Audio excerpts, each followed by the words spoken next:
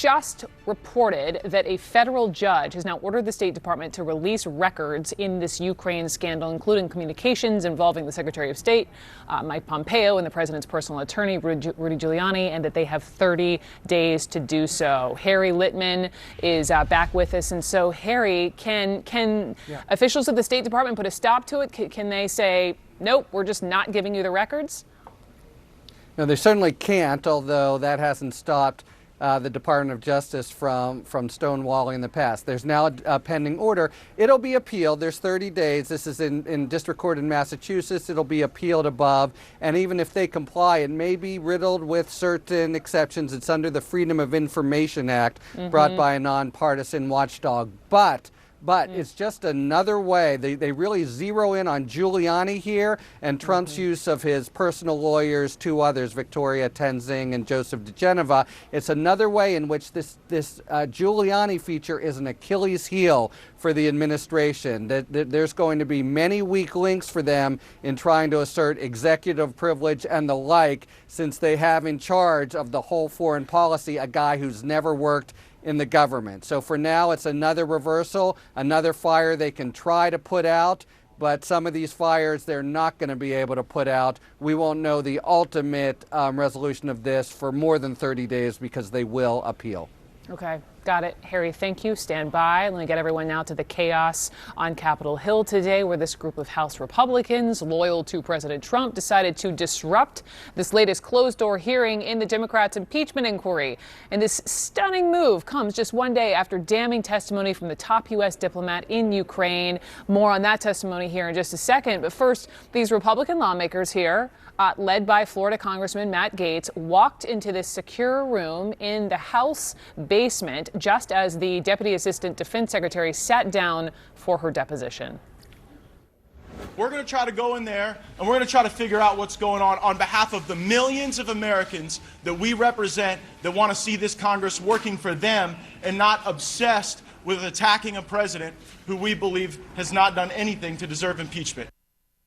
Once they got inside, a shouting match erupted between committee members and their colleagues. One Democrat says this is all an effort to prevent even more damaging information from going public. You may wonder, why is it happening now? Because Bill Taylor gave a devastating opening statement yesterday. They're freaked out. They're trying to stop this investigation. They don't want to hear from witness Cooper today. They know more facts are going to be delivered that are absolutely damning to the President of the United States. So they're just trying to disrupt the process, and it's going to fail. You just can't crash committees. I can't just go to any random committee and sit in. I can't walk into the Republican caucus and sit in. So they're just trying to be disruptive because the facts are not on their side.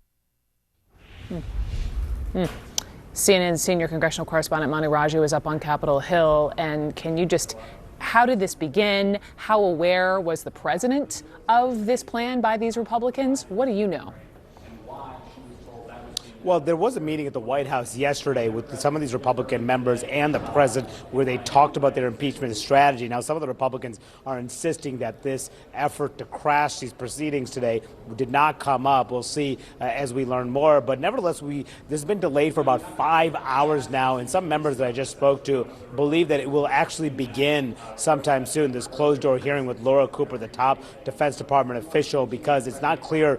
It doesn't appear at the moment that these Republicans who are not part of this committee will come back and try to disrupt the proceedings. This all started earlier today where these members who are not part of these committees demanded to be part of the proceedings. They entered the secure spaces. They even brought in their electronics, which are not allowed under the rules. Those were confiscated. Then one Republican member, Bradley Byrne, got in the face of Adam Schiff, the House Intelligence Committee chairman. Then I'm told that Louis Gohmert, a Republican of Texas, yelled about the process. One Democratic member of the committee, Val Demings, responded in kind, saying to Republicans asking them if it's okay to teach their children that it's okay to lie, steal, and cheat, so as long as you don't get caught, according to a source in the room. And Republicans who emerged here were defiant, demanding that the process need to be changed, even as they didn't want to engage. Some of them didn't want to engage about the substance that was revealed yesterday of Bill Taylor, the top diplomat, raising concerns that the president sought to withhold some of this military aid in exchange for investigations that could help him politically. When I asked one Republican congressman about that, he pushed back.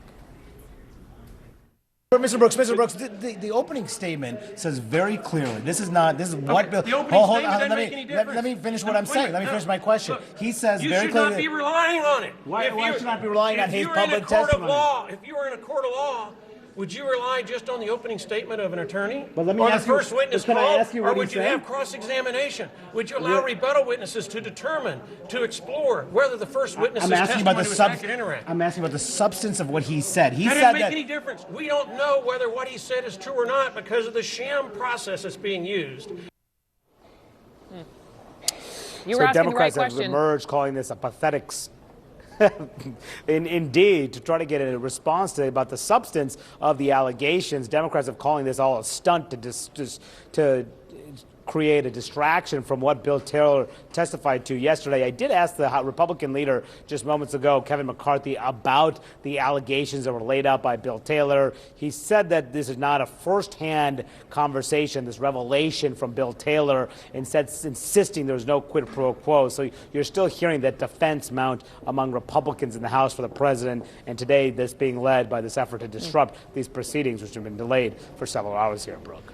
Speaking of Bill Taylor, Mani Raji, thank you very much. Let's get over to the White House now, because we're hearing that some of the Republicans who are engaging in this protest were at a White House meeting yesterday, just as Manu had reported. Francesca Chambers is a White House correspondent for McClatchy, D.C. And Francesca, do we know if President Trump had any hand in coordinating this? So I actually just spoke to the White House about this. They said that to their knowledge, the president did not, that there was no involvement from the White House in this event. And of course, beyond that, they had no comment on the situation that was developing on Capitol Hill. What about also, Mani was just talking about Bill Taylor's testimony from yesterday, and just in, we're here, for the first time, President Trump has responded via tweet.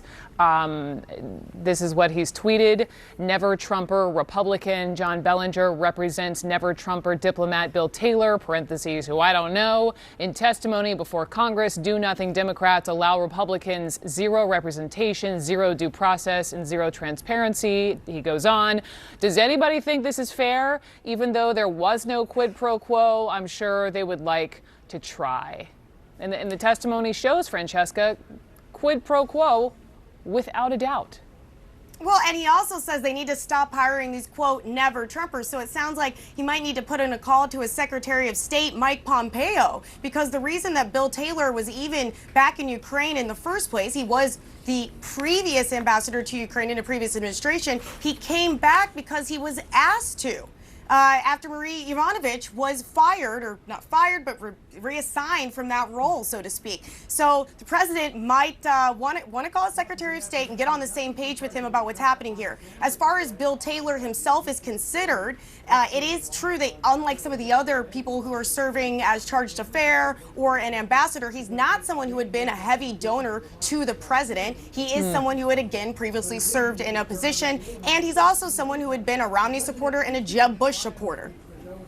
Francesca Chambers at the White House. Francesca, good to see you. Thank you very much. Democratic Congressman Raja Krishnamurthy of Illinois is a member of the House Oversight and Intelligence Committees. He was inside that room when that protest broke out today. Congressman Krishnamurthy, thank you so much for joining me. And thank you, my goodness, I have a lot of questions for you. But first, let me just get your reaction to CNN's reporting today that, the action by all these House Republicans storming in that skiff was actually set up a week ago and that the president knew about it beforehand. So, Congressman, we heard a source describe the scene as a mob. How would you describe it? I think it was an appalling display. It was it looked like an act of desperation to me, Brooke, because quite frankly, none of the people who came wanted to talk about the substance of the allegations. Instead, they made the allegation that the process was unfair, despite the fact that more than 40 Republicans are participating in these proceedings, despite the fact that they have equal time to question the witnesses as the Democrats, and despite the fact that they can question the witnesses about any area that they would like.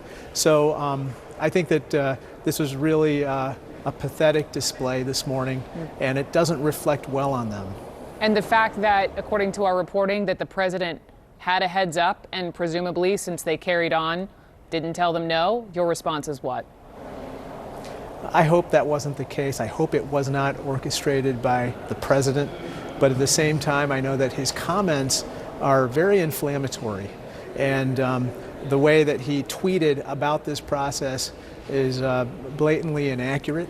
And I think that it will only encourage more such antics going forward. Hopefully not, but that type of tweeting can incite people. One Congressman, one committee official tells CNN that the House parliamentarian has ruled that those Republicans violated House deposition rules, and that official also says that bringing electronic devices, bringing cell phones in was a major security breach. Do you agree? Correct. Yes, it is. So just for your viewers' benefit, we are not allowed to enter this SCIF, this secured compartmentalized information area, with any personal devices of any kind, whether it's an Apple Watch or whether it's your cell phone. And the reason is that there's very sensitive information about our intelligence community stored within that area.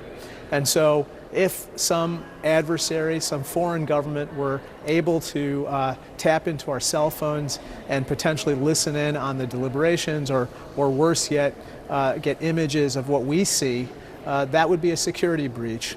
And that would be very serious. As you point out, Republicans sit on these committees. If there's an issue with the process, they're in the room. But at the same time, Congressman Krishnamurthy, at what point do you need to start holding these hearings in public, do you think, for voters and also for some of your colleagues so that they can start drawing their own conclusions?